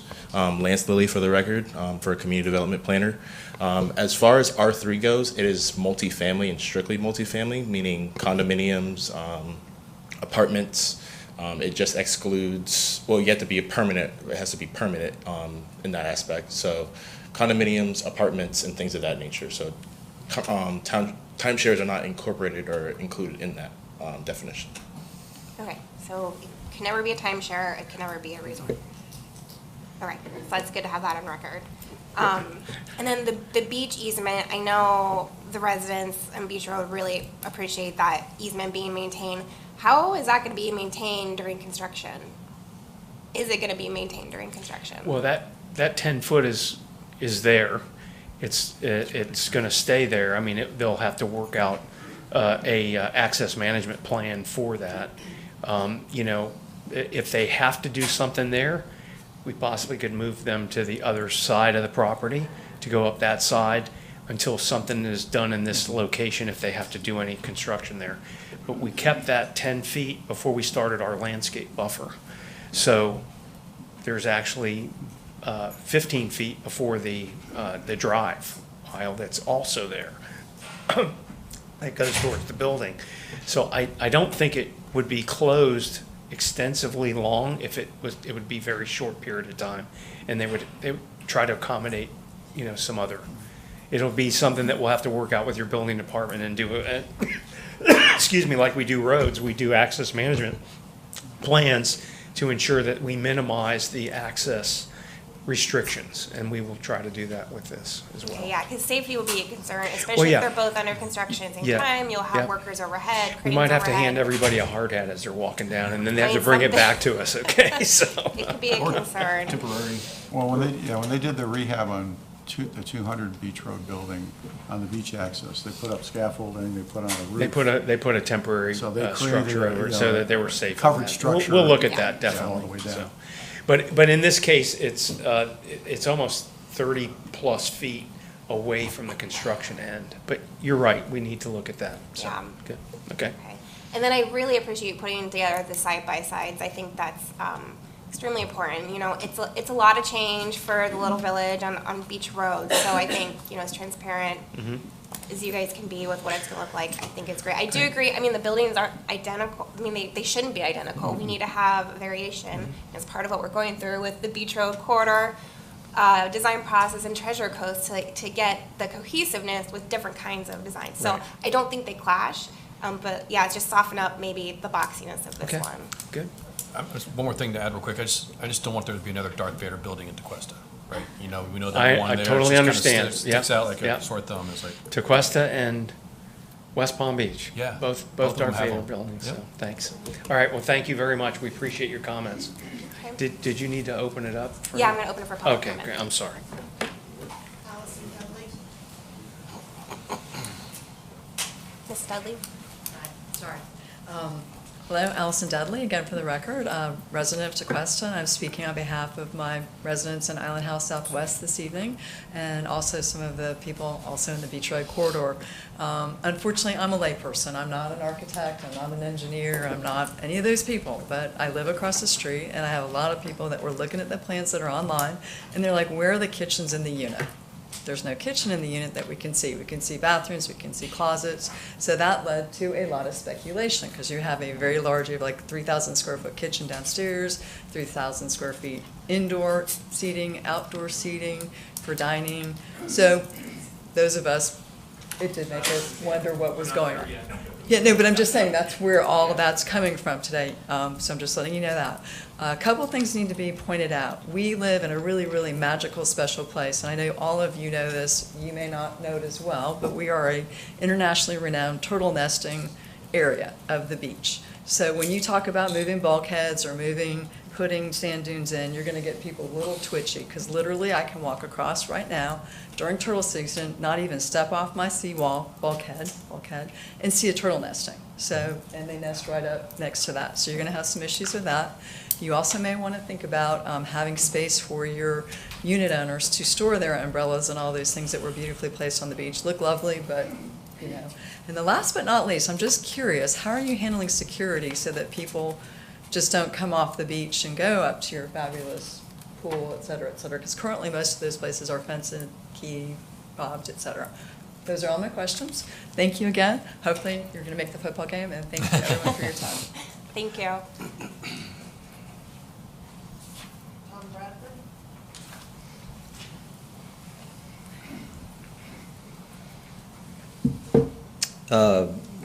Tom Bradford, 44 Chestnut Trail, and I am not speaking for the EAC, I'm speaking for Tom Bradford. So, I have the highest regard for George, your firm, Michelle, and Alejandro, but I agree with Mr. D'Ambra. I've been racking my brain for days, and it just occurred to me while I was sitting back here, and I looked it up, and the way I construe this building has to do with what Winston Churchill said in 1939 in regard to Russia. And he said, "It is a riddle wrapped in a mystery inside an enigma."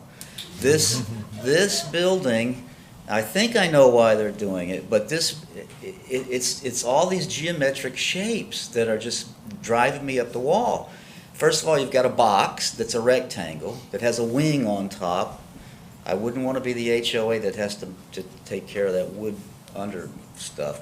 But anyway, that's okay. The wing, the top floor is okay, but with this skin of squares, it's turned the balconies make inside the squares look like rectangles, and then the skin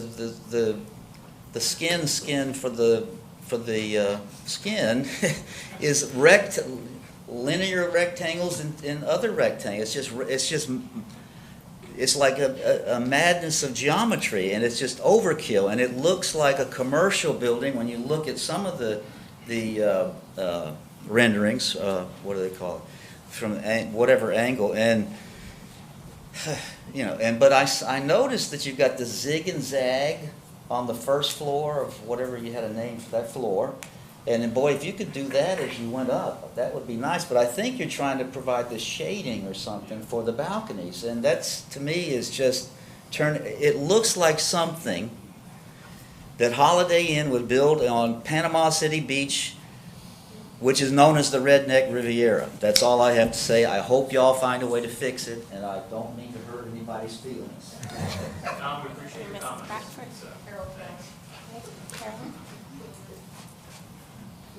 Yep. Harold Taylor, 13 Chapel Court. I have a question, if not a suggestion, to the architect. Based on what happened in Surfside, Florida a year ago, where that condo building collapsed, killed, 60-odd people, whatever it is, question I would have for the architect. Have you ever heard of a product called Zypex? XYPEX. It's manufactured in Richmond, British Columbia, a suburb of Vancouver. It's used in almost every country in the world. It was used in the Panama Canal. You add it at the batch plant.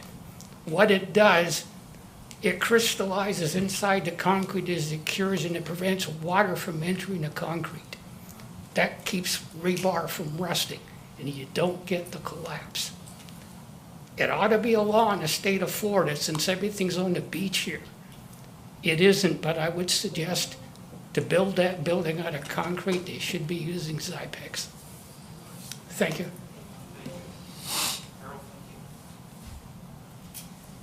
Okay, any other public comment? We appreciate it, unless you need me to do anything else. We appreciate the time that you took, and we'll sit down. Thank you. Thank you, we All right, appreciate it. Thank you. All right, moving on to agenda item 15, right? I think Resolution 28-22 for authorizing write-off for uncollectible EMS transport fees. Chief Trill. Good evening again, Mayor, Vice Mayor, Council. So this is an annual resolution that we do. In this case, Resolution 2822 allows us to write off uncollectible EMS transport fees. Basically, these fees are primarily being written off due to patients being deceased, bankrupt, or currently in collections. This year, the suggested total write-off amount is $122,680.51. This is a balance sheet adjustment. Do you have any questions? Any council comment or questions? I feel like this is double than what it used to be. It has gone up. I do have my staff looking at the last few years to see. As you're also probably aware, we have raised our rates, so we do expect it to go up. I also would point out, if you look at the last page, there was a summary. I believe it was 22,000 was roughly prior to this year. There's also a few that do roll over into the next year. So there is that. There's 70,000 that remain in collections, and I believe the rest is deceased. Just remind me on the collection process, is that something that we handle in-house? It is something we handle in-house. We do have a collection agency, but we do initiate it Move it over to in-house. the collection Yeah. agency? Okay, so I had the same comment, because last year we were at 72K, and then I know I talked to Jeremy, I don't know if you had a chance to, like, what was like the 5 and 10 year average? I do consider that we increase rates, but is this like way out of whack still, or? Is that question for the manager? Well, I'm gonna defer no, to I you. asked. You can ask me, I'm gonna ask you. If we don't have it, that's fine, you guys can email it to me.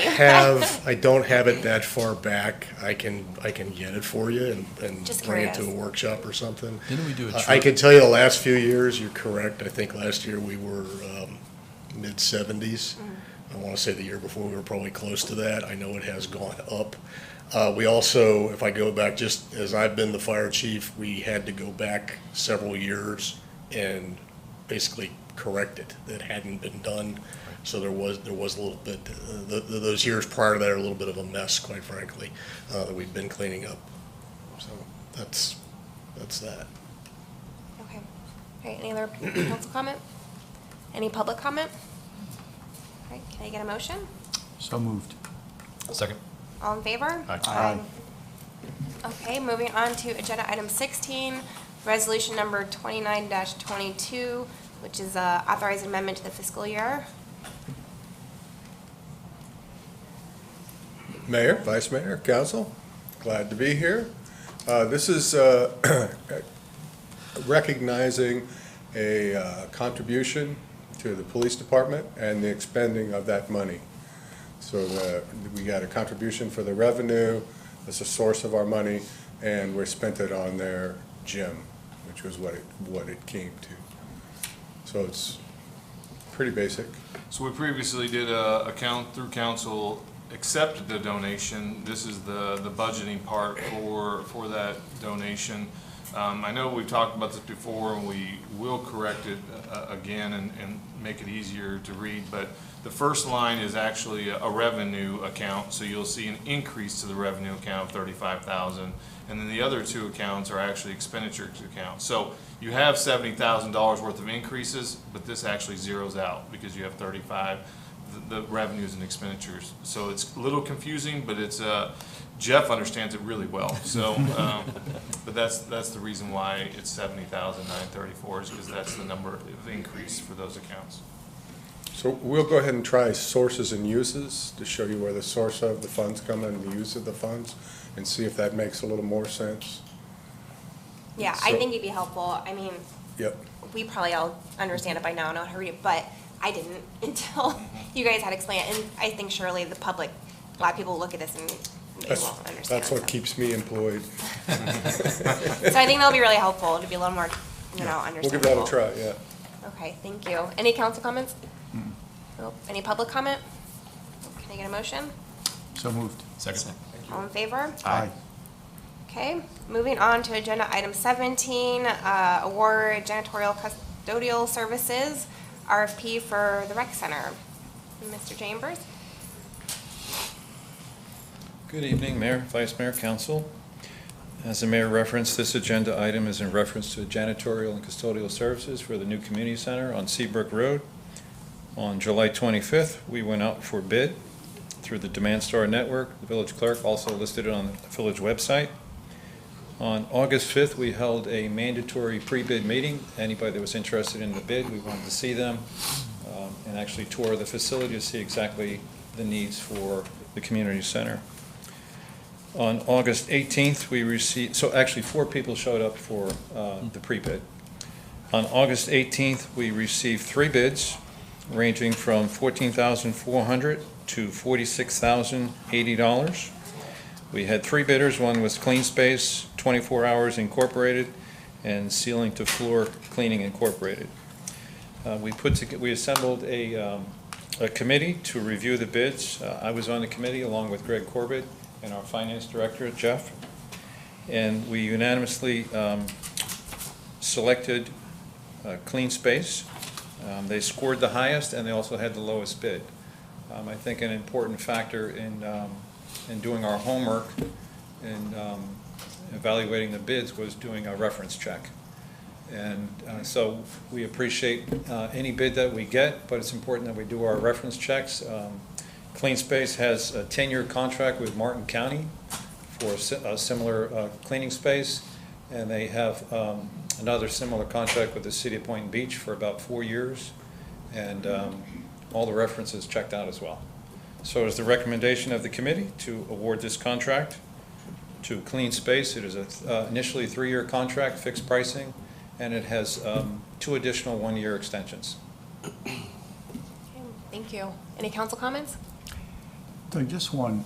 Under the term and termination notice, I know it says it's for 3 years with options to extend, but then it says the agreement may be terminated by either party upon 45 days written notice. And obviously with inflation and some of the cost pressures that we're seeing, I'm just wondering their ability to hold the line on pricing for 3 years out. So what's your expectation as far as that goes? Because obviously we say 3 years, but then either one can terminate with 45 days. So That's correct. I mean, the expectation is they're going to have to follow the contract. So, you know, that's our expectation, that they meet our needs at the community center, and they're going to have to hold that contract pricing. I'm thinking about, you know, waste management where they have the ability to reopen, obviously. I'm just concerned that, and I understand your recommendation, I'm not saying we shouldn't move forward with these folks, we should. But is it reasonable to really expect that they're gonna hold that pricing line for 3 years, or is there a likelihood they're gonna come back and say, hey guys, you know, we've got cost pressures, within reason we're gonna have to raise the rate, we'd probably be receptive to that. That to me is the way I would look at this contract, is one that, okay, we've got an agreement, we're gonna work together, but my expectation wouldn't be that that price is gonna hold for the next 3 years. Is that your expectation? I mean, how are you looking at this? I don't have an expectation on what they're going to do. I know what our expectations and our needs are. We have many contracts that have been in place for multiple years with fixed pricing, and those contractors are abiding by the contract. There are other contractors where they're just not bidding on the projects, and that's forcing municipalities to go out for a rebid. So we'll have to see where we end up, but for now, my expectation is they're going to come in and meet our expectations and stick to the contract. So here would be my question then. If they came in and said we're going to terminate, does this contract allow them, does this allow us to enter into and renegotiate something reasonable without having to do a rebid, or does it force us to do a rebid? Because I think at this point, I would want to have something that says, hey, if you come to us and you want to propose a price increase, we have an option of either saying, no, we're going to terminate it or rebid it, or we can engage with them in conversations to see if we can reach an agreement. I don't know, Keith, what are Yeah, your there is an thoughts on option in the this? contract for a change order, so we could look at that. We put that in the So the change contract order- documents based on the council's direction earlier this year. Right, so the change order does cover the situation I'm describing, in your view? Okay. Correct. That's all I wanted to know. And I think, I mean, we tighten up the contract language to what would be acceptable in the industry, because, I mean, like Keith said, you can't be too strict, or we're not gonna get anyone to work for us, so. Right. Yeah. I think we're covered as well as we can be. Okay. That's my opinion as well. Okay. That's it. How many other facilities have janitorial services? In the village, that would be the only facility. Everything else we handle in-house? Correct. We have, Public Works has one custodian that takes care of this facility, Public Services, and also Public Safety. And then the water plant, the operators maintain that facility. Themselves. Yeah. Okay. Just curious. Yep.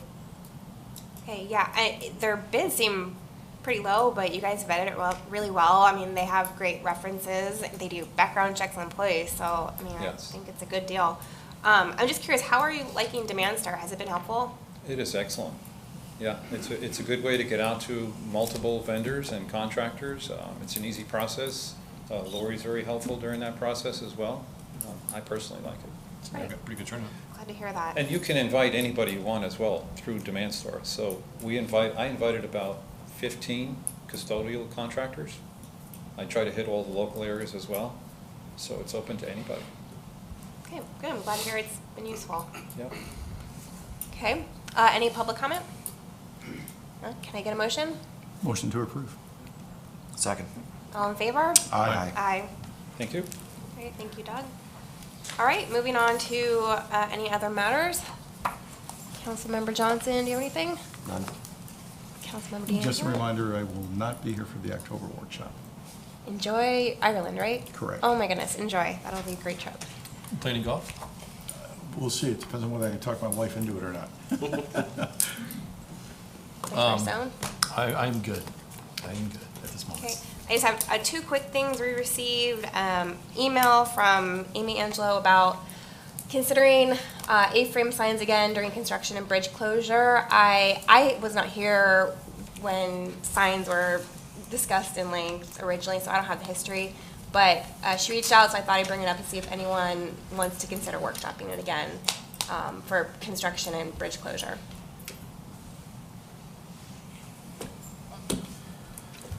I think, I mean, we put detour signs when the road is under construction. We let people know everything that's going on. I think it's fair, and you see it all the time when there's construction on state roads and federal highways. You see, the DOT comes out and puts signs sometimes with that, hey, just a reminder, this store is in here. So I think it should be allowed. I think it's certainly something we should discuss. I mean, we're putting regulations on it, right? Can be used when or if, and if you're outside of that, you're not in compliance. So that'd be a question, Keith, are we allowed to put constraints on signs if we were allowed them in the right of way? I think we need to bring that back for, well, I mean, first of all, can't take action tonight under any other matters. Let me look at how we redid our sign code. I know the last time that we allowed that, I believe it was under an emergency order or some leeway. So let me get you your options, and I'll provide that to you. And then My concern would be if there's something that's taking place that's having an immediate impact on a business in close proximity, I understand the need for signage, but this is something that's going to take place on the bridge. You could argue then that theoretically the whole village is impacted, right? So are we going to allow all of a sudden change in signage for everybody and anybody who just says I want it? The only reason I'm saying this, I think we got to be real careful about how we define who's impacted and who might be allowed, to some additional signage if they truly need it or if they're truly obstructed. I don't know how many are really going to be obstructed. So I think we've got that study coming that's going to show us kind of the movement of people and how that's been over the years prior to COVID and after COVID. So I think maybe seeing that information and then bring that up, do we want to have a further discussion on signs? I agree, because that's October, right? Yeah, So we'll should be. see that. So I think that's a good idea. Get that data, and we can discuss it after that if we think it's necessary. Okay.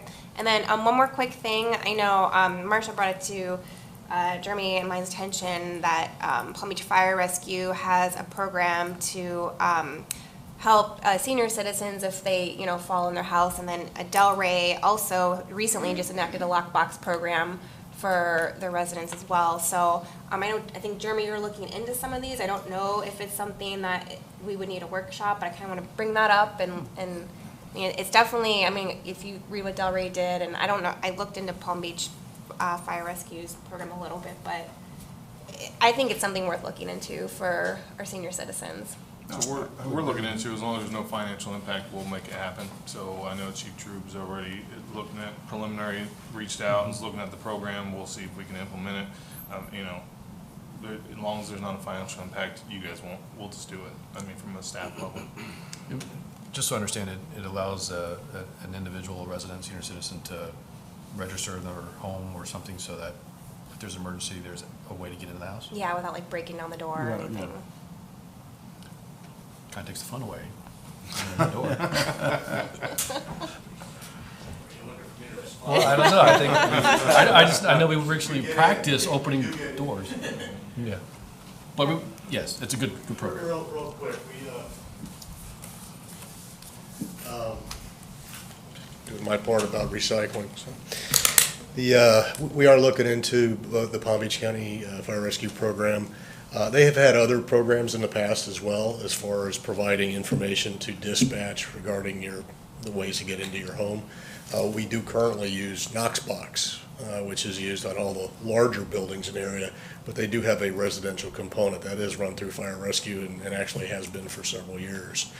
So residents right now can come, they buy the box through the Knox company and get it installed and put the keys in and we come out and lock it up. So just curiosity, how do you protect private property rights in that scenario? In, just entering in someone's home? I mean, obviously, there's got to be a reason or...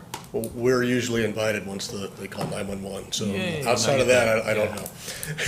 Yeah, okay. I'm just curious. Sorry. It's not like we all carry the keys. The keys are passed from officer to officer. Sure. I get it. Okay, all right, that's all I have. Can I get a motion to adjourn? So moved. Second? All in favor? Aye. Aye.